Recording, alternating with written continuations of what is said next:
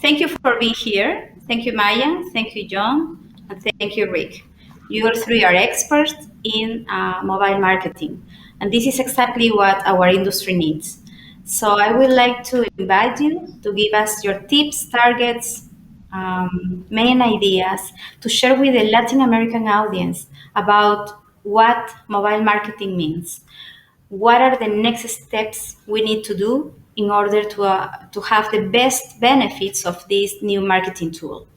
So I will start with Rick and let us know what is the basic concept of mobile marketing.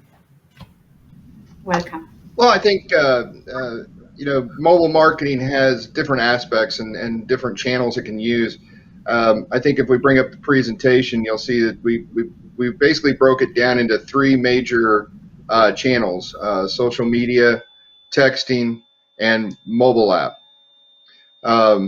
I know there's other channels to use, but these seem to be the most three major areas that that it seems that most casinos and most hotels are using for these channels.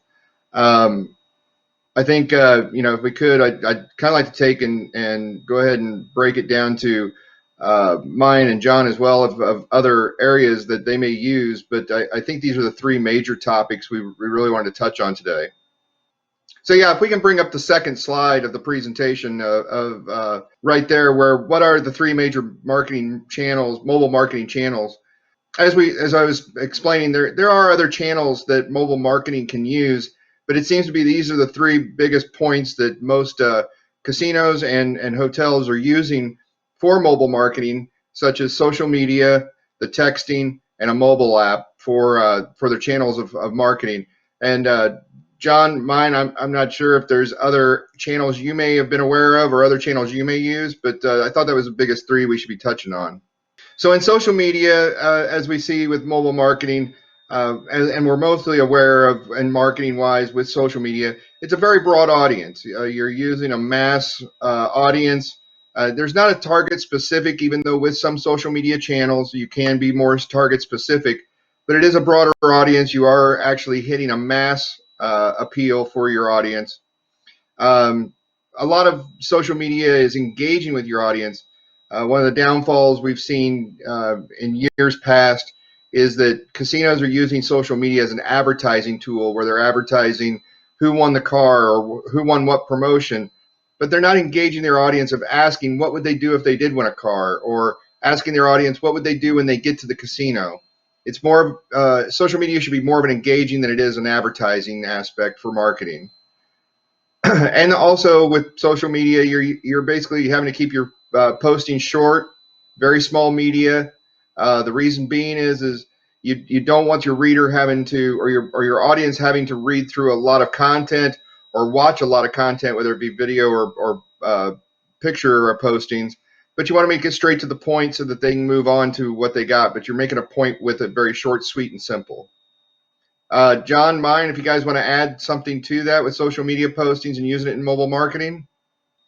As you can see, text messaging is your second bullet point of way to use mobile marketing. We understand, though, that one of the hardest parts with getting text messaging out is being able to opt in, trying to get your audience to actually give up their phone number so you can actually use it. Regulation-wise, they have to opt in first before you can actually send messages. So it makes it a little bit more targeted because they're willing to get your message, but how to get there is the question. And I think there's some areas too in text messaging that John, Mayan, you guys want to bring in some bullet points on the factor of what you can use with text messaging. As we go back, and you talked about the channels, from an operator standpoint, we definitely use the social media, different outlets, whatever's popular in your area. In the United States, we use Facebook, Snapchat, different avenues in that area. Texting is another one, although there are some challenges with texting and keeping phone numbers and opting in, and the mobile apps that we have. But we also use email, since we're talking about mobile strategy, and a lot of people are using their phones across the board for everything. Email is also a big strategy for us with weekly announcements and different things. Now, when we go into the best practices. We talked about broad audience. We utilize this as Rick mentioned in a advertising format, but we also use it to engage. We do a lot of like, share, comment type of promotions where we give away things through the casino promotions. So we try to engage. We also do surveys. We do surveys with our guests on different acts or events or food quality, what they want to see at our facility. And then, as he said, keeping posting short and small. We're in a world now where it's TikTok and small, short videos. The attention span is quick. People move quickly. So everything has to be in a short format when you're advertising and marketing or setting promotional guidelines. Thank you, Mayan. John, what can you tell us about what you hear right now? Can you make some comments? Yeah, absolutely. Thank you. I think both Rick and Mayan make some really interesting points. One of the key things I'd like to try and split out, if we can, in the panel today, is to look at the different types of posts you want to make for different types of offers, incentives, promotions, bonuses. One of the key things really is what is the target of your particular social media post. So we talk about social media, and I like to compare it to a big fishing net. You're trying to throw that net as open as you possibly can, as wide as you possibly can, trying to attract everybody in one big kind of catch. And to me, I want to try and think about breaking it down into different areas, because what you would want to post to try and capture somebody who is not yet a customer is going to be a completely different post to somebody who is an active customer of yours, a loyal customer of yours, possibly even a VIP customer of yours. They're going to see different messages. So to me, there's different channels within mobile marketing for different times or different audiences and for different goals, whether it's acquisition, whether it's retention, whether it's loyalty schemes. We're going to get on to sort of like iBeacons and geofence targeting in a little while. Those are all different messages for different people at different times. We see a lot, for me, particularly being based over here in Europe, we see a lot of different trends that happen from continent to continent, and it's trying to work out which is the best type of mobile targeting for the best audience at the right particular time, even breaking it down to, well, as I said, whether it's an existing customer or not, and different levels of existing customers. We have, again, in Europe, we have a huge swing now where there's different social media channels that people just simply don't want to engage with anymore. Facebook pretty much is done. Forget, to some degree, it shouldn't be, but it is in terms of user acceptance. Mayan mentioned TikTok, Snapchat. They're all still kind of here and will be for some time. But is that where your audience is? Or are you doing that because that's where you think, okay, well, I can reach as many people as humanly possible for as little spend? There's two different stories here, and it's important to work out who am I trying to target? Are they on social media? Which social media are they on? And then types of different posts relating to, again, is it Facebook? Is it a Twitter advertisement I'm trying to do? Is it a like, comment, and share? Is it a sweepstake? There's so many different angles within social media marketing. It's a tough gig to try and work out right person, right time, right place, right message, right objective. To me, it's working backwards. Have to work out what is the objective of this post. Is it a like and comment and a share exercise for branding, or am I actually trying to give somebody an offer? And again, to go one stage further, am I doing the same post for somebody who might be a land-based casino customer of mine, or am I purely trying to get somebody in an online world? It's two different audiences, two different rules of engagement here. So it's very, very important that when you're doing a mobile strategy, it's really clear that you must make sure that the objective is the primary goal you set out. You know what the objective of that post is before you even think about platform, content, tone of voice, images. It all has to add up. It's not just a case of let's throw out 3 posts a day, see what we catch. Guys, I don't know if you feel the same as well. I completely agree with you, John. I completely agree. It's what the strategy is and what your goal is at the end of the day. Definitely, I agree as well. We were just talking about broad, but you're definitely right. We break it down by tiering in the gaming industry. We direct market. We look at ROI. Some are just advertising and branding, and some are directly, using our advertising dollars in a different media channel than TV, radio, print. So this is another way to target your market and also your industry. So we know when we're talking about, geofencing and things like that, we know where our competitors are, so we can geofence the competitors and send them offers and ads and different things that will attract them to our industry or our business. So yeah, there's a broad way of looking at this mobile app marketing, but then there's definitely a way to get finite with it and make it to your advantage and get some ROI. You speak from the point of view of huge operators or huge experienced jurisdictions. But remember something, Latin America is a little behind of the jurisdictions you have. So we need to start from point zero. What are we going to do to move forward with this mobile marketing and not being aggressive? As you say, we will text, we will send promotions, we will just bump the people. What are we going to do with our customers? We don't want to make them run away. We would like to have them engage with our brand, with our casino, with every week promotion or monthly promotion. But this is how we need to start from step one. So all the 3 steps you already mentioned, Rick, is perfect for us. Just to follow, just to start, just to have Right. it. So Well, and I think that's the thing and a lot of smaller casinos and smaller operators don't understand that mobile marketing is a very inexpensive avenue to take.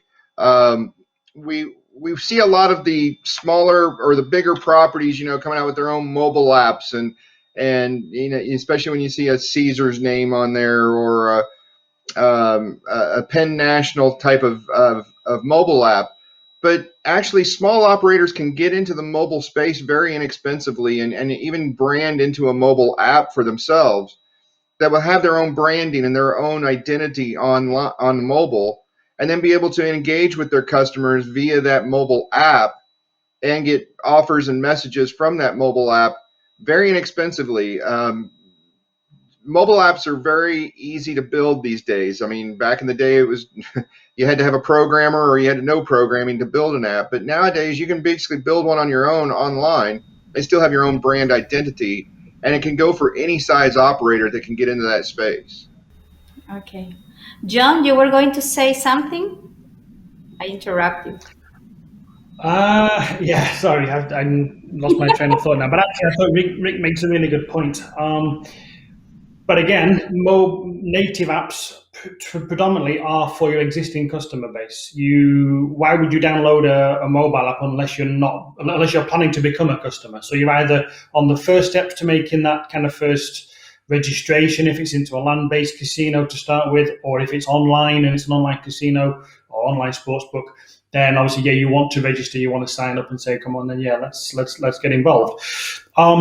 It's how to get that message to that person in the first place that a mobile app exists. So then you go back to lines of, is it kind of smash text messaging? Is it again back to social media to get people to download the app? That kind of goes back to my point before about what is the goal of a post. So if the goal of the post is, okay, well, I want to get 1,000 downloads this week of a brand new app, great, no problem. And as Rick said, it's inexpensive to do that, both building of a native app and also then to drive traffic to it.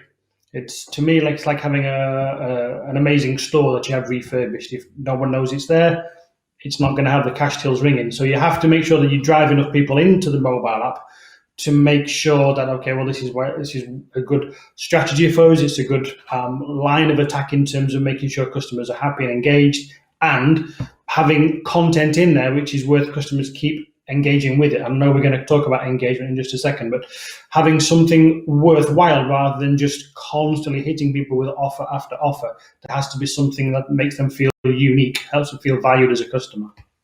I agree with you, John. I think one of the biggest struggles is just the acquisition side of it. Once you already have them in and you've got them downloading, it's the acquisition side, which actually, backing up a moment, is where you, like you said, you can do your social media postings to get them into the downloads of the app, or as Mayan had mentioned before too, is getting email campaigns to where you can actually put a link to the app, from the email campaign. But it's that first initial step of getting them to get down to downloading the app, then after you've captured them there, then you can get the messaging out through that app. Yeah, so in that, you're right.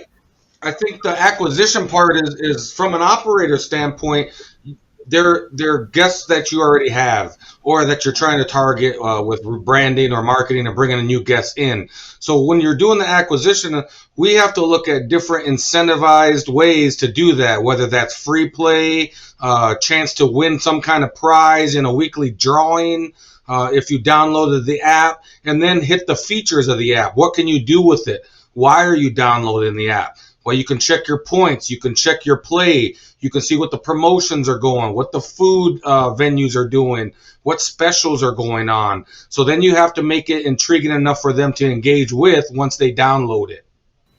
Mm-hmm. Yep, I agree. And from my side as well, guys, I mean, it's probably worth pointing out here that I'm probably sat a little bit on the other side of the fence, Mayan, to you. I'm sat on the supplier side of the fence. My own company supplies free-to-play promotional marketing tools, both for acquisition and retention. So we see a lot of operators we talk to wanting to get involved with free-to-play games. As you know, in, for example, North America, there's a huge kind of land grab going on at the moment for particularly the sports book with free-to-play games.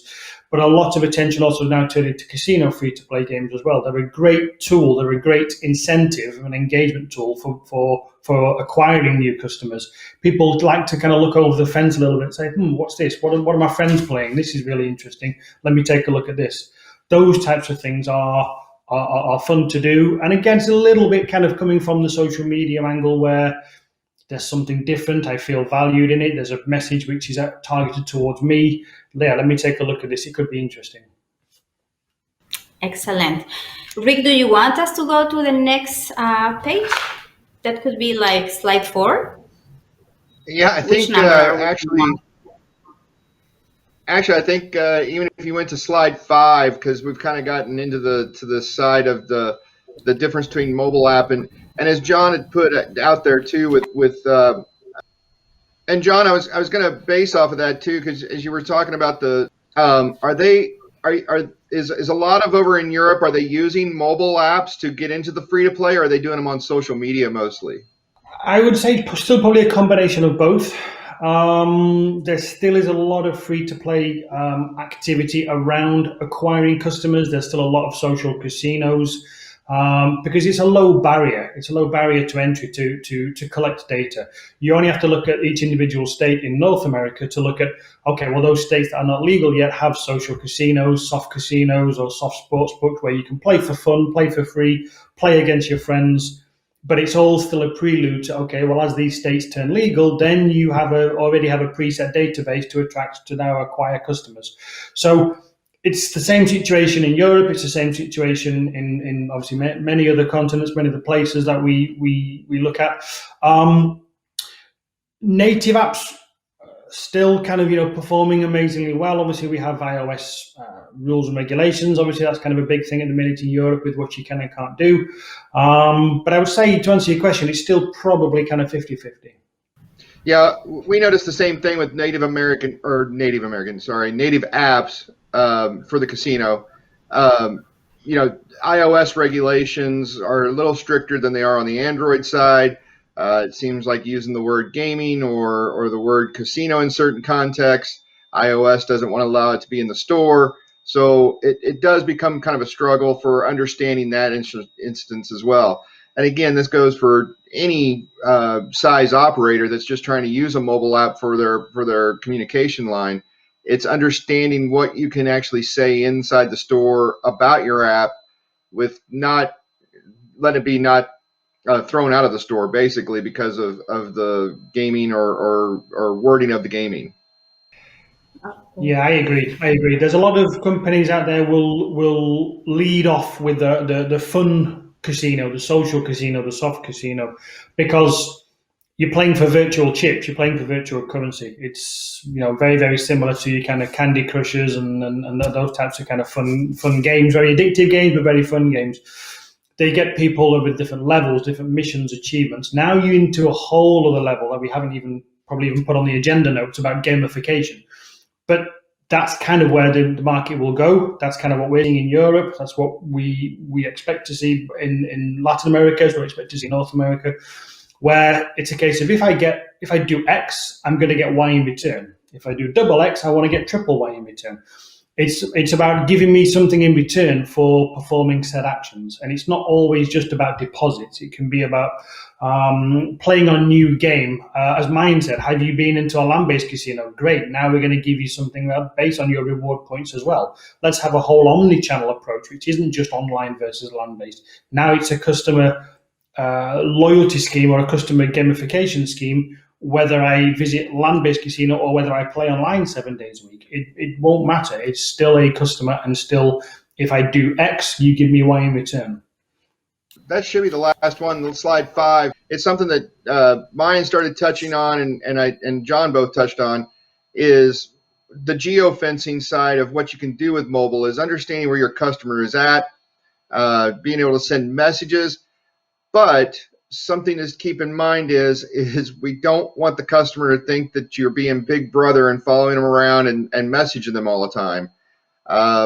If you start to do that, people start to get scared and they start turning off their notifications. They start turning off their location on their devices, so they don't get messaged all the time. And not only that, knowing that every single time they walk through what is considered a geofence around a certain property, whether it be a competitor or maybe an event going on nearby, the geofencing is one of those things that's great for the operator, and it's great from us that we can pinpoint customers and say, hey, let's send a message because they're in this location. But if a customer starts feeling like every single time they go in that location and start getting hit with a message, they're going to get scared. They're going to realize that somebody's basically watching over them, which as a marketer, we're trying to keep them close by. We're trying to get them to come back. But also, we don't want that feeling of insecurity that they're being watched by people that are on their mobile devices. Okay. Yeah, for me, it's a really, really delicate balancing act. I think some users will embrace it. They will take it on. They like the idea that, hey, you know what, I'm 200 yards away from this casino, or I'm 200 yards away from this McDonald's, and they give me an offer for a burger, or whatever it may be. They understand that, they like that, they embrace that, they actually sign up to it. They say, yes, I'm opting in. Hit me with these messages. This is okay. What's not okay, as you quite rightly point out, Rick, is to bombard people all of the time. You're going to very quickly going to turn off and turn away from that if that's what you're going to get all the time. But I think the key thing with any kind of geofence message is user behavior. It's a little bit like the social media angle. It's tailoring certain messages to certain players at certain times with offers, promotions, information that you think they're going to like. It doesn't always have to be, hey, sign up, hey, deposit, hey, come and spend this amount of money.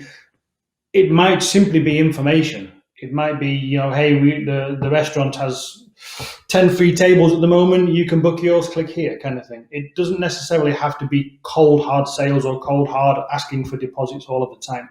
It's about that balancing act between giving them information which you want to push out to them that you would think they want, rather than having to have them go find it for themselves or possibly miss it. But it still has to be based on user behavior as well. So sending the same message to everybody is to some degree is kind of okay for 1 or 2 messages. When it's the same thing day in, day out, and it's the same message day in, day out, that's when it becomes a little bit boring, if you like, a little bit kind of, they're going to switch off from that. For example, if I go to a land-based casino and as soon as I walk through the first geofence, you hit me with, hey, John, welcome, right, come and spend this, come and exchange chips and we'll give you a free beer. If that's the same message every time, it devalues every single time I see it. So you've got to mix up the messages. So again, social media all over again. The same message becomes boring. Keep it fresh, keep it dynamic, keep it different, and learn what users want. So it could be different. Rick, me, yourself, Mayan, Elizabeth, we could all be walking into the same land-based casino together. In theory, all 4 of us might get 4 different messages because we all might like 4 different things. You might want to go and play at the blackjack table. I might want to go and watch the sports at the bar. So it could be different messages for different people, even though we've all passed through the same geofence. It's how we send those messages to those people, how we learn those behaviors from what they like to do. If you're sending me a message for college basketball and I don't like college basketball, then why keep sending me the same message and the same offers? You wouldn't do that to me on email. Why would you do that to me in mobile marketing? So it's using those same behavioral techniques that you would apply anywhere else and adapting them to geofence. Right. So I totally agree with both of you. You don't want to bombard them. You don't want people to opt out because they're getting too much. And the geofencing is important because, you can utilize the data. And you made a great point there about behaviors, right? And understanding surveys and how that affects, what genre of music or events, whether it's boxing or MMA or things that you can really target somebody. We target a lot of things where there's an event going on in the nearby area, where come after the event for, as you said, maybe a free beer or get in our drawing. But at the same time, the data that you collect from mobile marketing is important because you can utilize that for your direct marketing. You can really tier it. As you said, you can have different offers for different style players, different levels of player.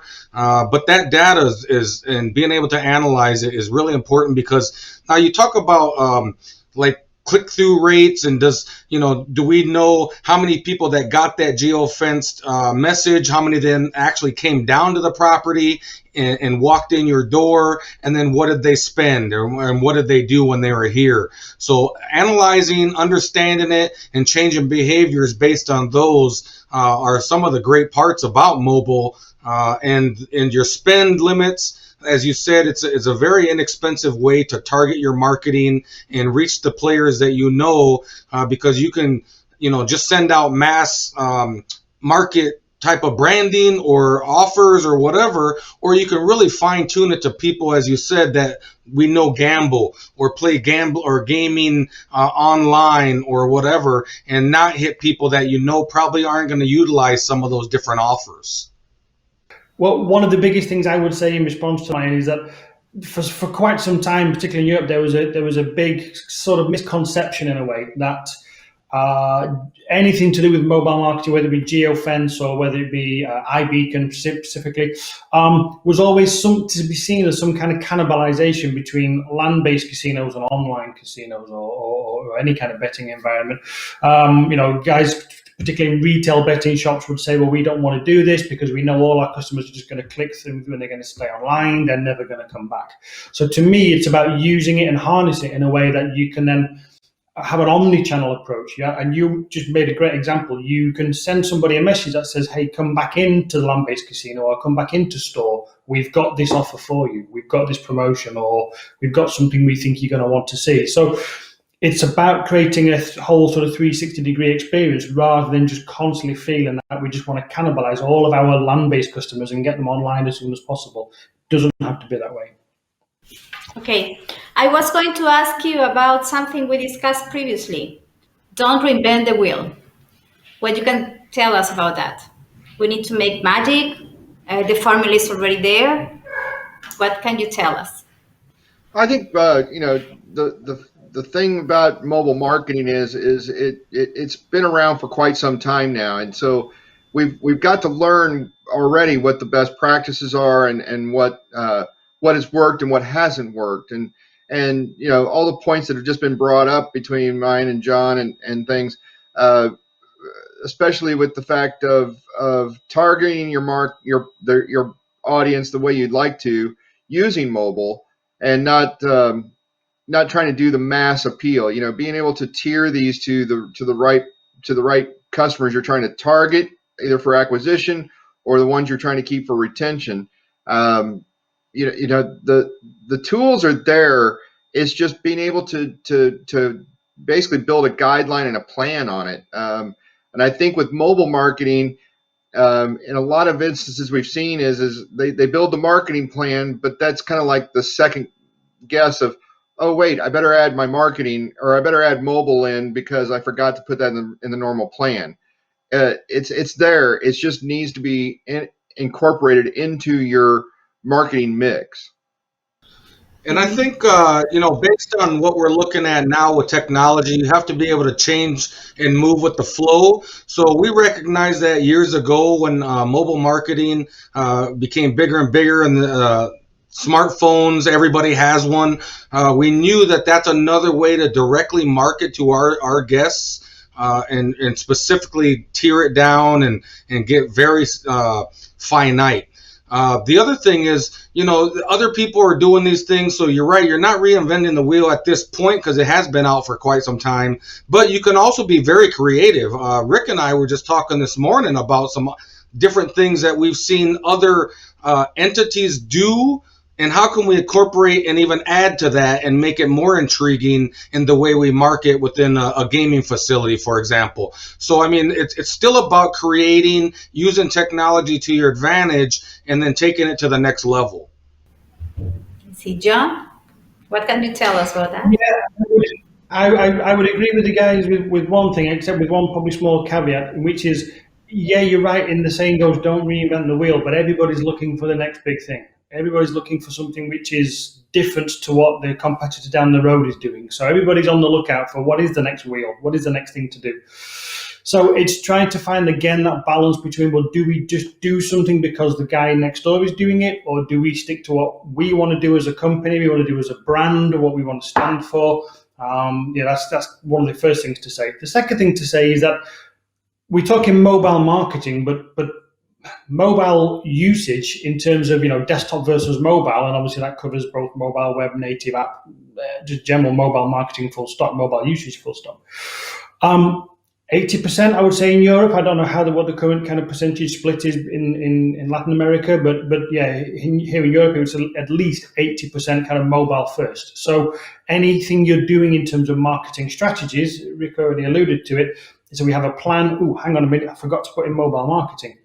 It should be first. It should be the first thing you write down is, okay, how do we attract the customers? Everybody's on their phone now. Quite easily we could have had this conference to our phones. It's an easy thing to do now. So it's something which still constantly gets overlooked, is that even when you're kind of building out content, when you're building from game suppliers, we talked about native apps and about how to make sure we can put enough content in there. A lot of brands will have an amazing kind of desktop site, but a very, very basic, very skeleton native app. Kind of needs to be the other way around a little bit. Make sure you've got enough content on your phone and all your devices to allow for the fact that it's a branding exercise to some degree. So it's a branding exercise to make sure that your customers are seeing you how you want them to be seen. Rick, would you like to add something? Yeah, I mean, John brought up a good point. One of the aspects too with mobile marketing, and it's something we've kind of all touched base on just a little bit here, is that you can actually customize the content to the player or to your customer.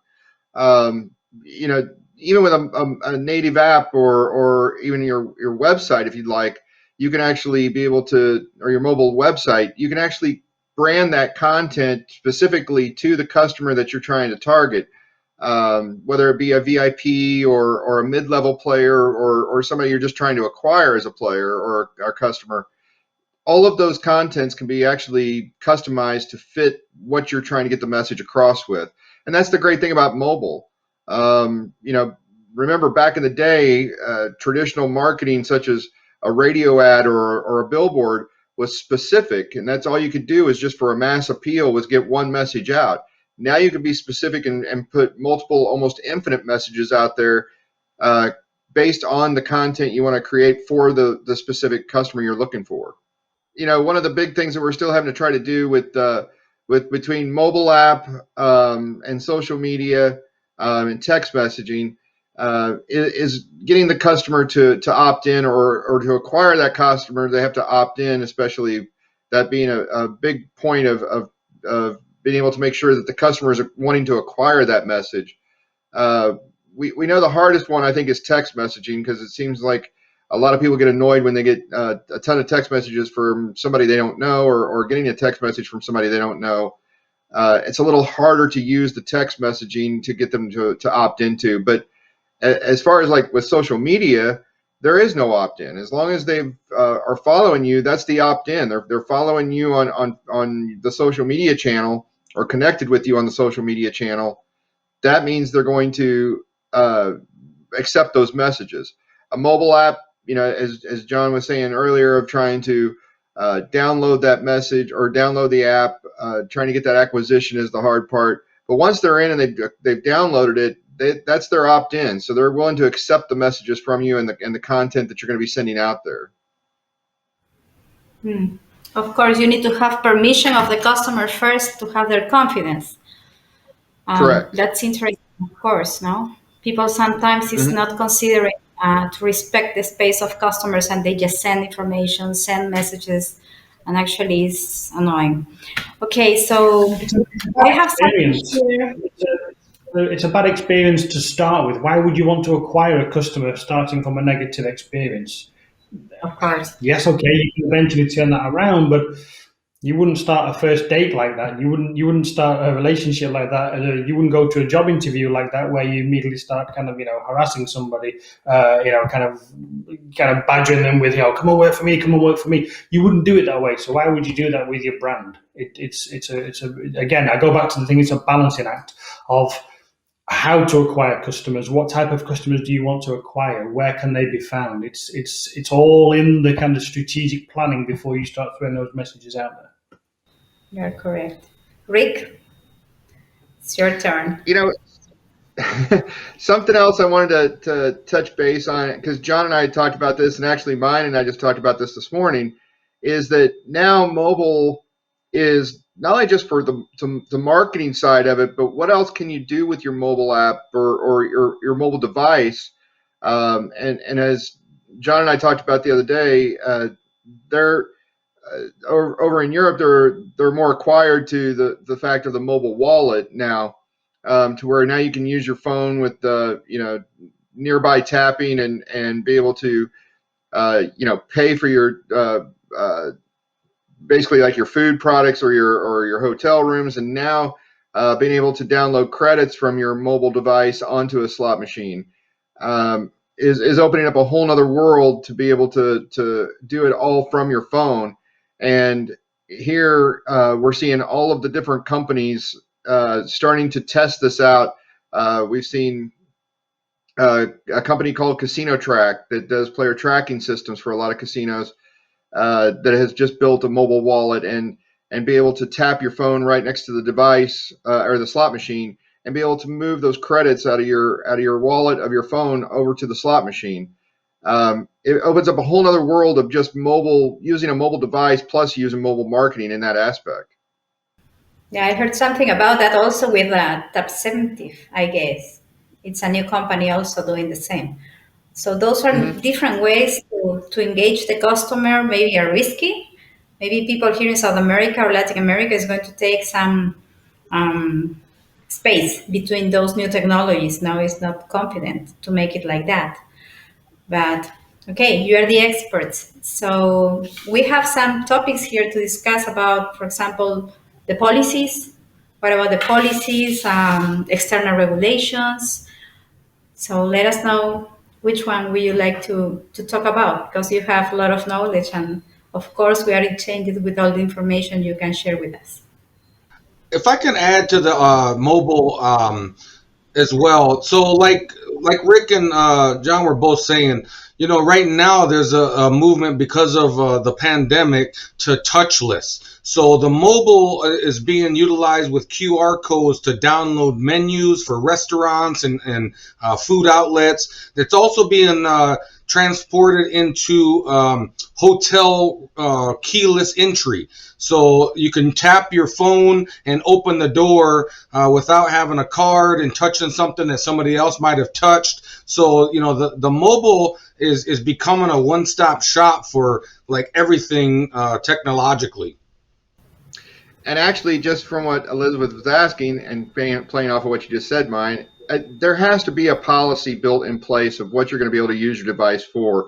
What will the casino or the hotel or the operator is willing to basically build a policy of what content can be out there, what marketing channels are you really trying to hit, I again, there has to be a plan put in place, plus the policy of what you're going to be able to use that device for, and basically the privacy policy as well.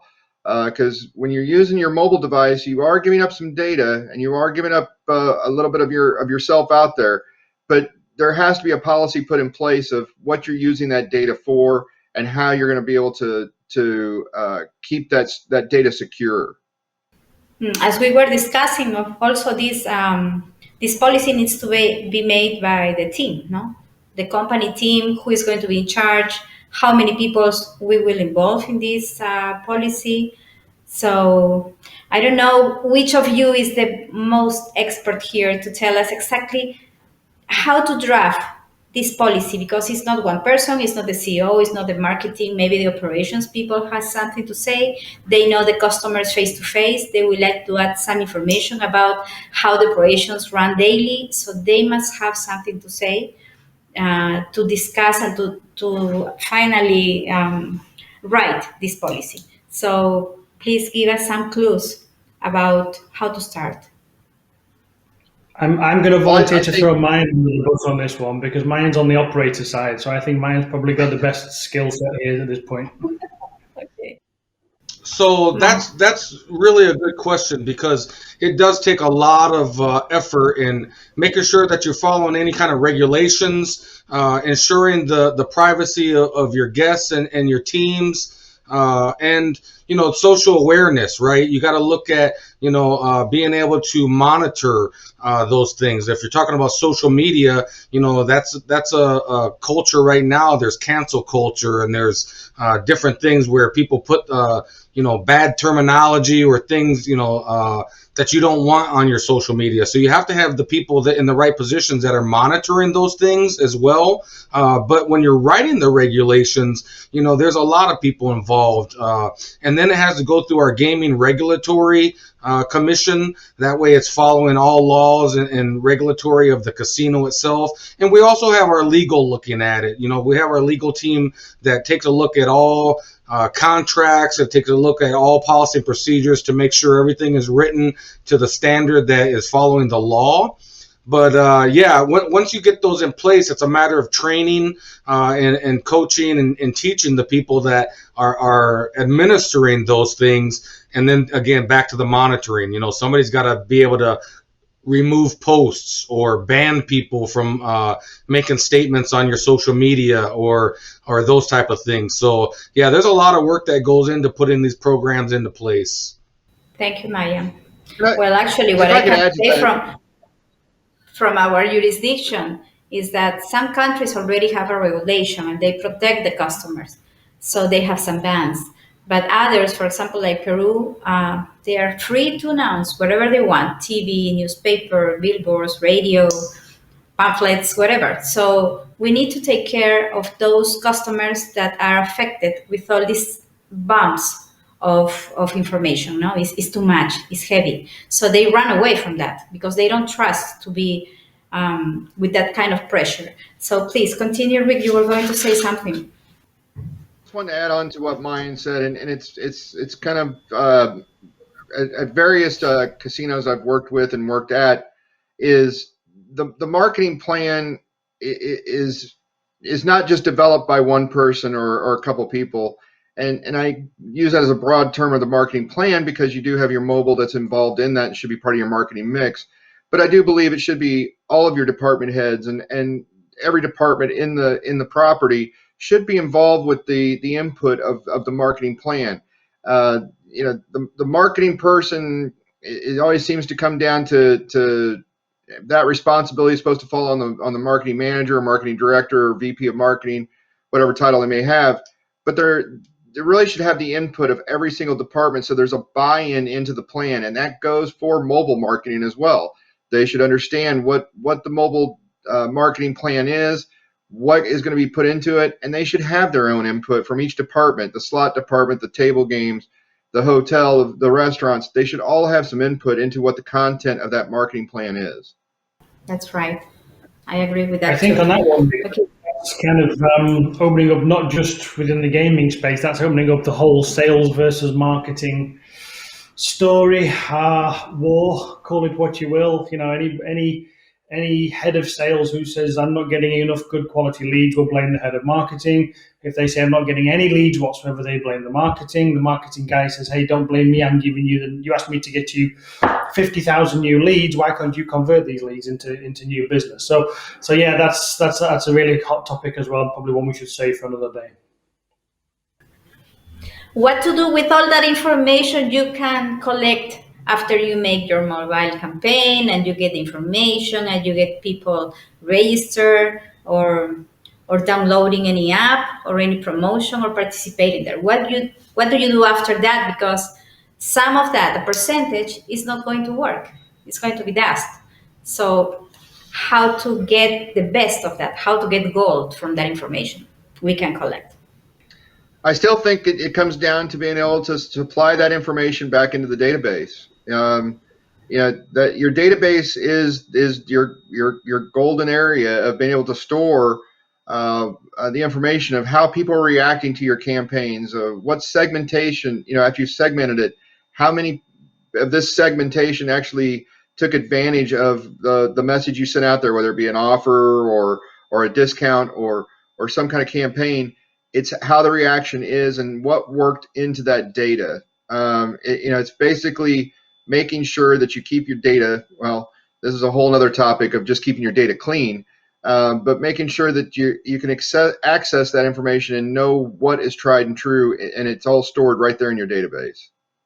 So for us, from an operator standpoint, we look at everything when we look at the data. So we do a pro forma on every promotion that we do. For example, how many players were targeted with the app, with geofencing, how many redeemed the offer, what was the response rate, what was their total theo, other expenses that are in there, what's the net and what's the ROI.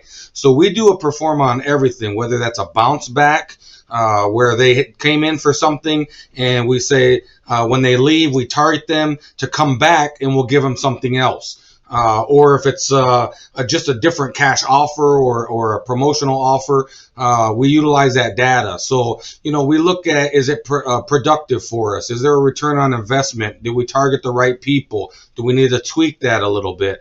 And then what Rick mentioned a little bit earlier about the marketing plan and how you utilize that. That's a good point, because that's how we do ours. We do it as a management team meeting. Everybody's involved. We do a SWOT analysis. We look at all the strengths, weaknesses, opportunities, and threats of our competitors and our guests and what they want. So we do a full 360 view of the property from all angles, and then our marketing plan is set up. And then, again, mobile, since we know that's the new technology of marketing and direct marketing, we fine tune that, and that's a huge part of our marketing expense. We probably put about 25% of our marketing dollar into our mobile and direct mail type of marketing with technology. With more than 70% of mobile penetration in the markets, actually it's everywhere, it's worldwide. I guess this is the best tool we, the marketers, have to get the goals we have, no, as business and everything that we can offer our marketing team, not the traditional one, but the new one, which is exactly mobile right now. Okay, so guys, I will give you 3-4 minutes each one, so you can give us the final ideas and tips and all the suggestions you would like to share with the Latin American audience. Please, Rick. Again, as through our discussion, we were just talking about that mobile, it has to be a staple into your marketing plan. It has to be something that's not overlooked. It has to be something that's spent a lot of time on. And especially with the fact is we kicked on really, 3 different subjects of social media, which actually social media could go into a whole other realm with other mobile apps such as Yelp and TripAdvisor and all of the other things where any person can leave an opinion can be out there on the social networks, actually hits everybody on their mobile sites. So when you start looking at the expansion of that, and now you even got as far as Amazon's Alexa and Apple Siri, where you're going to start seeing where you ask a question about a casino, and that's going to start becoming more and more of your mobile campaign and more of your marketing tool, is how that is how those technologies are responding to questions about your brand and questions about your product. I think that anybody that's overlooking mobile marketing or is not implementing a plan into place is missing out. It has to happen now if you're not doing it now. And it's got to start with basically inside your team and asking the questions inside your organization of what is the expectations of mobile marketing. Okay. I think from my side, just to follow up something with what Rick said there, he said if you're not doing it, you're missing out. I'd go one step further than that. I say if you're not doing it, you're dead in the water. It's a matter of time before your competitors will come and overtake you, take your customers, take your players, and you're going to be left with empty houses. So it's so vital that you get a grasp on what mobile marketing will do for your business. Something we haven't really spoken about just yet, but it's definitely something to think about in the summary piece, is test, A/B test. Test what works for you. Test some more. Constantly keep tweaking the content. The old adage of content is king still rings true.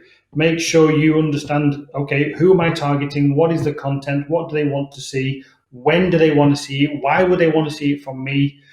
Does it work? No. Right, let's go back, let's tweak, let's test again. Maybe it's changing some image work, maybe it's changing the tone of the voice or the tone of the message. But everything is constantly keep improving and evolving. It's never going to stand still. With the advances, as we even said, with social media platforms, but with the advance of everything you do with your mobile phone, it's only going to keep moving forward at 100 miles an hour. It's our job to try and keep up with it. So, yeah, and I take that another step. We talked about technology and how things are being utilized as far as marketing nowadays. A lot of people are going to TV that they pay for, internet style, where they don't have to really watch an ad anymore. So, TV marketing is not the same as it used to be. Billboards aren't the same. Print, a lot of newspapers are not making it nowadays, right? So print marketing isn't the way the new world is. So, part of that is, technology. We talked about everybody has a phone and how you market. One thing we didn't mention is mobile marketing via like banner ads and different targets where, you could be looking at a news website on your phone and still see our marketing. Touch this banner and have a chance to win. Touch this banner and do this, do that, win this, right? So banners, pieces inside, small 15-second, 8-second commercials that are in front of YouTube videos and different things like that is another style of mobile marketing that really wasn't touched on too much, but it's the way to reach somebody through their phone, right? So there's so many things that are beneficial to the new technology and the way the world is shifting, and your ROI, your cost per click, your return on investment is much higher when you're targeting the correct type of players. So I think, if you're not doing it, get going on it. Don't recreate the wheel in the beginning, and see what other people are doing, but then change it up, do things that are not being done out there right now, that again, what John mentioned earlier is you got to make the new thing happen, right? You got to be doing something that your competitors aren't doing, so then you can get more creative once you understand the basics and the general marketing of a mobile device. I wouldn't say here in Latin America we are not experts. We don't have experts. Of course, there is much knowledgeable people here. But if you will say, okay, let's talk about ROI. What is the minimum investment we need to have to make a plan? Okay, I would like to have my advertisement, my casino, Galaxy, whatever, hope doesn't exist. But Galaxy Casino like to give you free lunch or free drinks or come and play, I don't know, 777 and win $100. How much money we need to invest to make a nice campaign, and how long that will take? Maybe it's a month, it's just 1 week. We will see results. We need to make it until 6 months. What would you like to say to our audience? I think when you're looking at depending on the size of the organization, the size of the operation, it's setting aside a percentage. We all know that when you look at a marketing plan, you look at a marketing budget, it's basically looking at a pie and how are you going to slice up that pie. And I think the thing is it depends on where are you spending it now and what's not working and where can you move those percentages over to your mobile side. Again, a smaller operator is not going to have a major budget such as a bigger operator, but it's actually allocating those dollars and those percentages into what the campaign should be. And again, mobile marketing should probably get a pretty good chunk of that. I've seen it from anywhere from 12% up to what Mayan was saying, 25. I've even seen it go as far as 30% for mobile marketing. But again, it depends on what your marketing mix is. And especially in your area too. Let's face it, there's other areas of the world that some things work better than others, such as Maya was mentioning about print. But I think it's kind of a bad example because print has started sliding very, very drastically over the past couple of years. But it depends on how you want to slice that pie and making sure you allocate a percentage to mobile marketing. So I'll add to that as an operator as far as cost and what you want to allocate, right? So you talk about like geofencing and mobile. There's display destination, there's display local, there's IP targeting. You talk about site retargeting and pre-roll video. I mean, you can go as little as $50, $100 with the parameters that you want to set in, let's say, like social media on a social media platform, and say, well, I want to spend $100. I'll get this many ads, and I want to target these type of players. And you can go through and figure out, age range, gender, what they make per year, if they have families, you can look at and set and get better ROI on what you're spending based on what your target audience is. So, I mean, some campaigns are thousands and thousands of dollars, and some we just throw $100 at and let it do its thing and analyze it. You just really got to fine tune what you're doing, and then start figuring out what's more valuable to you. Exactly. What is the best for our operation and the size we have, of course, no? And the target. Okay, John, Mm-hmm. what can you tell Yeah, us? I agree 100% with the guys. It's so difficult to try and put a simple hard-end figure on, okay, well, you must spend X amount of dollars or you must spend X amount of your percentage on this. It's different again. I think the biggest thing for me is to look at, okay, well, what is each potential new player worth to you? What is that lifetime value of that player? Because then you can work backwards from that. And as Mayan already said, this is not about trying to, if your message is trying to reach 1 million players, you're trying to reach 1 million potential new customers, is that really what you're trying to do? Or is that, because that to me isn't acquisition, that's now branding, that's now PR, that's a very different strategic goal. So should that be classed as the budget of what you're trying to do in terms of trying to win those new players? So it's important to break it down in your strategic planning for mobile marketing. What's acquisition? What's pure cold hard lead generating acquisition campaigns and content versus what's PR, what's branding, what's kind of market share. Am I doing this just because my competitor's also done a similar ad in the last few days and I think, hang on a minute, I've seen what they're doing, looks really interesting, we should do the same. So some of it has to be broken down a little bit further than just saying, okay, you need to spend $20,000 a month on mobile ad marketing, because you could spend that and not see any results whatsoever, give up after 3 weeks and say, hey, it failed, I'm never going back to it. And obviously you've had a horrible experience with it, your judgment is clouded, and we're on a slippery slope. And as we said before, if that's your opinion from an operator point of view of mobile marketing, then it's kind of one-way traffic from there. So I think it's really important to work out, okay, well, what is it I'm trying to do with this budget?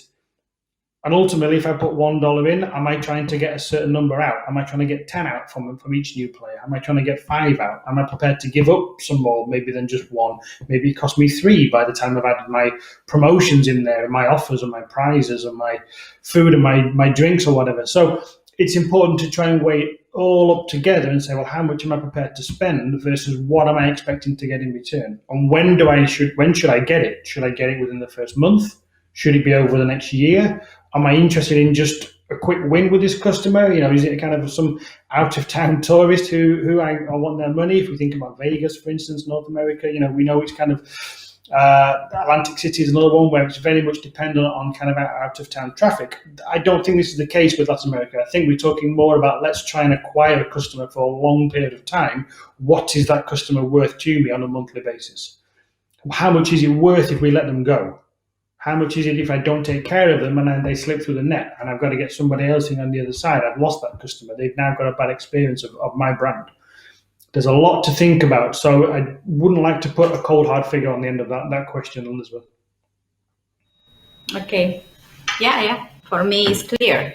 We can have from $50 up to $5,000 or $20,000 or more, and everything will depend on the target, no? Which is the target of our business, the size of our business, and what we would like to get from that campaign.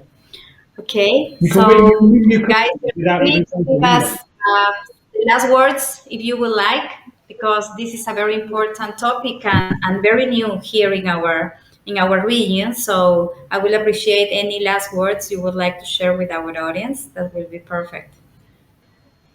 I think I kind of covered that on the. Oh, I'm sorry. I think I kind of covered that on the fact is just making sure that mobile marketing is a focus. It's part of the plan. I think lastly, I'd like to thank you for letting us be a part of this, and I want to thank John and Mayan for taking their time to be a part of this with me. Yeah, likewise. Yeah, thank you guys. It's been really, really good. I think what's been really powerful. I think all of us have been on the same page with this. I don't think any of us have had any kind of disagreements. I think we all see this as a long-term thing. I don't think any operator, any marketeer should see this as some kind of phase or fad. Phones are here to stay. It's not going anywhere. This should be a key part of your marketing plan. So I just wanted to say thank you as well for inviting me to be part of this expert panel. It's a pleasure to be here and address the audience in gaming as far as mobile marketing. I believe that they are hitting it on the nail on the head. This is the way of the world right now, and to change into this style of marketing and utilize it to your advantage, it's the best way to hit your target and get some feedback. Your data's there, other media outlets or ways, channels, you don't get as much feedback and data. This is all in the cloud or the internet or your data, your database, so you can really look down and figure out if it's working for you or not. And I think that overall, if you do it right and you make it engaging and you're not just always sending them a message all the time, you make it so that they can check things, how many entries they have into a drawing, how much points they have. Can I book a room in the hotel? Can I make a reservation at your restaurant? You got to make it so they utilize it so that it doesn't become a dead form of a media and a market for your organization. So thank you again. Well, the honor was mine. The three of you are really great executives, and you already get lots of success and a huge career, no? The one that we would like to get more closer. So I will invite you in the future to continue discussing about new topics, about new trends, and all the expertise you can share with us, especially from the jurisdictions you are coming from. Will be very appreciated from our followers of the CGS, in this case 2021. This is the second year we are going live, virtual event, and hopefully soon, very soon, we can meet maybe in London or Vegas or in the Caribbean. Why not? So thank you very much for being with us. I really appreciate your participation and all the things that you share with us. That was great. Thank you very much, guys. Thank you. Thanks, everybody. Thank you. Thanks, guys. Bye-bye. Thank you.